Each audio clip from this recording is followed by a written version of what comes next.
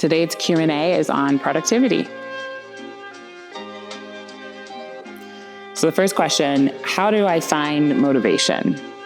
So I get this question a lot from clients, and I generally ask more questions in response, not just give an answer. But for the sake of this video today, I'm going to tell you what we almost always wind up understanding, which is that you don't always find motivation, and motivation is not a necessity to do the things that you've set out to do.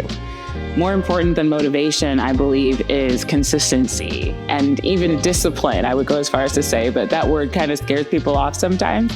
Here's why I don't think it has to be scary. There are things that you do on a consistent basis, and you don't necessarily think about how you feel to do them. For a lot of us, that could be brushing our teeth, or it could be picking up our phone and looking at Instagram. It could be eating on a consistent basis. Maybe not the same time every day, but most days I imagine we are eating. Things that you do consistently, there's not so much emotion involved every single time that you do them, and yet you continue to do them. So I wonder how you could pursue consistency instead of worrying so much about motivation. You may not always feel like getting out of the bed in the morning, and you may not always do it. But if you do it most days and enough days to live your life successfully according to your goals, that's consistency.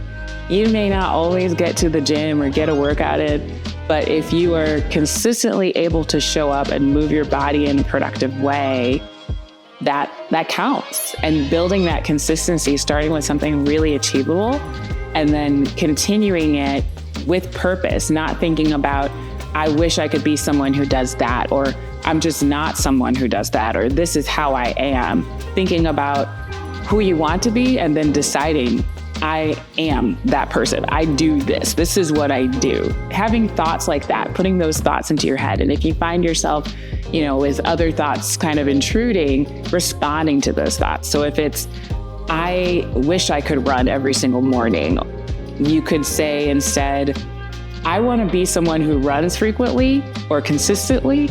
And you could say instead, I am someone who gets outside and takes a walk a few times a week. That's what I do.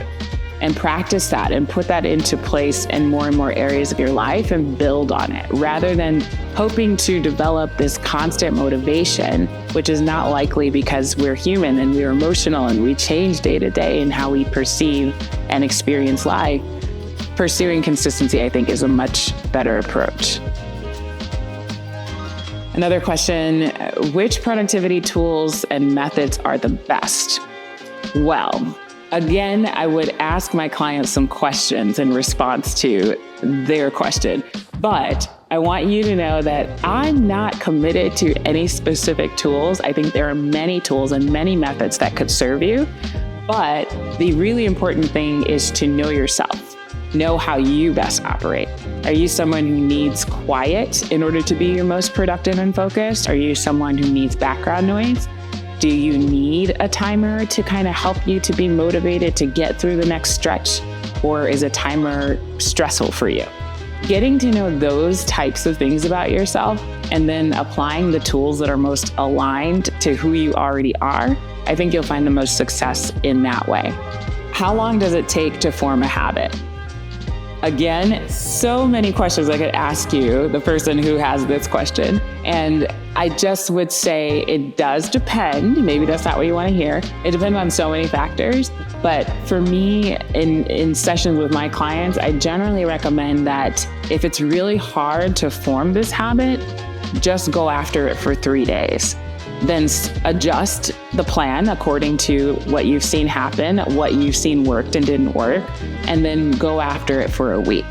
And after you are able to do it a week consistently, maybe not every single day of that week, but most of the days, then try to pursue it for a few weeks eventually, but build your way to that. And I think that the answer to how long it takes to form a habit, while it depends on many factors, it also depends on how willing you are at the start to be honest with yourself and honor who you are instead of trying to force yourself into a way of doing things that you think you should be able to do or that someone else has been able to do. So it's really getting in touch with your self-awareness and then applying that to achievable chunks of effort, achievable goals that are really within reach, and you can learn from them and build on them to create that habit. So my hope would be it might take a few weeks, but give yourself some grace and allow a month or 3 months, and also get support if you're not able to see clearly what's not working for you. I have someone saying, I should be able to do more. Why can't I make it happen? And again, I think self-awareness is key here. When you're trying to be productive and you feel like you should be able to accomplish more than you have been, somehow I bet you make sense. So what I mean by that is, if you're struggling, if you have brain fog, if you're distracted, there's likely a reason for that. And sitting with a coach, sitting with a therapist even, can really help you to uncover what's going on. But I doubt that you're just lazy. I really don't believe that's likely to be true. I don't think it's ever only laziness, even if laziness is present in someone's experience. But if you feel like you should be able to do more, take a really good look at what you are able to do and what you're not, and see if you can kind of unravel the puzzle that is you. There's probably a reason that you feel a lack of motivation, or a reason that you feel an inability to be consistent in the task. So my first encouragement would be to try to understand what's going on here and why. Maybe it helps to think of like a baby. I know you're not a baby, but just bear with me. If they're crying for a reason. I know that at some point, some babies cry and they have everything that they need. I know.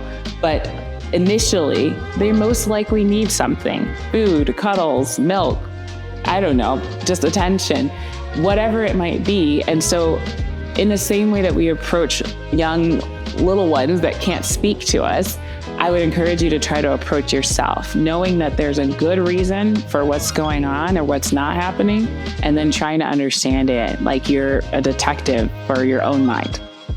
I'm wellness coach Rebecca Danae Cortés. You can find me online at my website, RebeccaDanaeCortés.com. I'm also on socials. You can find me on Instagram and Facebook and TikTok at the handle Rebecca Danae Cortés. You could also shoot me an email. So if you want to connect or have a question, it's RebeccaDanaeCortés@gmail.com. Please leave comments and send me any questions that you have for a future Q&A. And I hope to see you around.